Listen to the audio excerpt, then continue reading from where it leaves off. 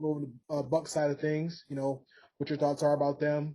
Just saw that Giannis is playing tonight, so I was going to see what your what do you got about them?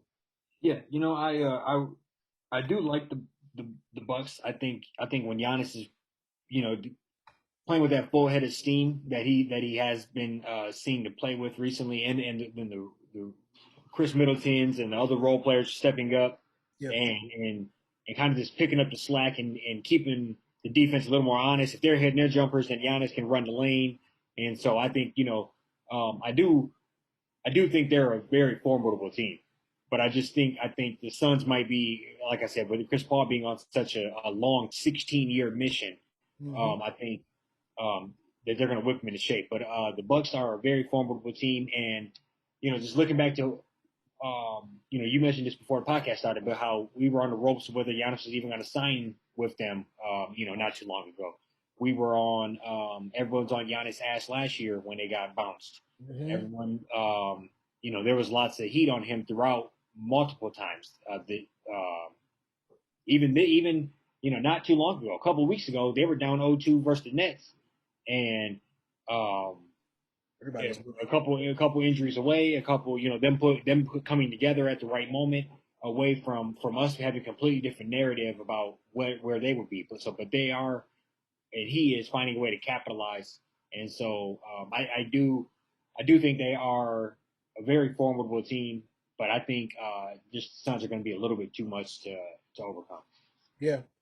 Yeah, no, I agree, man. I think, man, the Bucks, like, if Giannis was healthy, I'd say this is going at least seven. It'd be a toss up, who will be coming out on top. But because you said the Bucks, you said a couple different times, the Bucks, their team, they're stacked. They got like three All Stars, and I'm pretty sure Drew Holiday.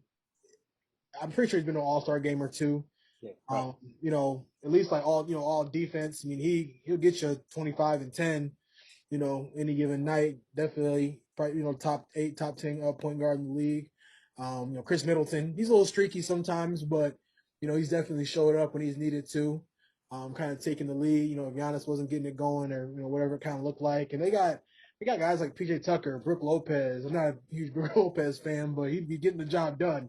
Yeah, Like he he's can. Yeah, doing it at a high level for a good little while he's one of now. those guys that sneak up and get hot on you, or something like that. Yeah, I like agree. 33, 2 nights, like what, 4 nights ago? It's insane. Agree. And then you got like Bobby Portis come off the bench. That Bobby Portis, like before he like knocked my man's out in Chicago, like broke his jaw. Like Bobby Portis was straight. He was averaging like 14, 15, and 10. Agree. That obviously when that happened, knocked him out of the league for a little bit. But I mean that, having somebody of that caliber, I mean, he's come off the bench. I mean, that's big time. But no, I agree with you. I think Giannis on, probably gonna be on one leg. I'll be surprised to even see how he even does tonight. I've never seen anybody hyper. I mean, has it even been a week yet? I think it's been a week yet. Mm-mm. So it's gonna be real interesting. I know they get top notch, uh, Therapies and therapy and just like all the treatment and stuff like that. But it's gonna be tough to see, where he's at. But no, overall, good season. I'm looking forward to it. Hopefully, we get at least like good 6, 7 games to kind of cut down that gap of when basketball season ends, when football season starts. It always makes things a little bit easier when it's a little bit, get basketball a little bit later into the summer. But yeah, it's gonna be really good overall. No, I agree. I agree. At least this year we get a supplement with some the Olympics, Yeah, whether it's track, basketball. I could obviously get excited about some things, hop into something, and kind of find something to root for. yeah, Uh, uh, especially yeah, track. yeah, but I agree. Generally speaking, so I think yeah, I just think it's kind of exciting to kind of see the tale of two takes, whether it's Chris Paul very very late in his career or Giannis, kind of maybe about the right time or when he should maybe win the first one and where he can really prime himself to uh, to kind of be something special within the league, especially if he's doing it in a small market and doing something. Maybe he'll kind of break the mold a little bit and make Yeah, some people think they can kind of stay and win. If he can kind of build a perennial championship team here. yeah, So yeah, there's a lot of exciting things that could come out of this as far as how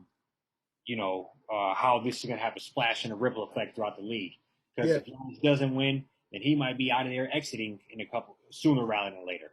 yeah, And if he does, then he might be, trying to build a powerhouse on the other side of Lake Michigan for him. So, you yeah. know, yeah, Yeah. I'm Milwaukee just fits Giannis. Like Giannis got to be a Milwaukee lifer. Like I can't see him. I couldn't see him in like a Miami or a LA, maybe like a Dallas. But like I feel like that's just where he belongs. Just in Milwaukee, he just kind of fits the Dallas. role. Dallas wants to build a European championship, so they. They gonna start trying to play it in the Euros across the pond. But yeah, no, and I think we didn't exactly have this on docket, but I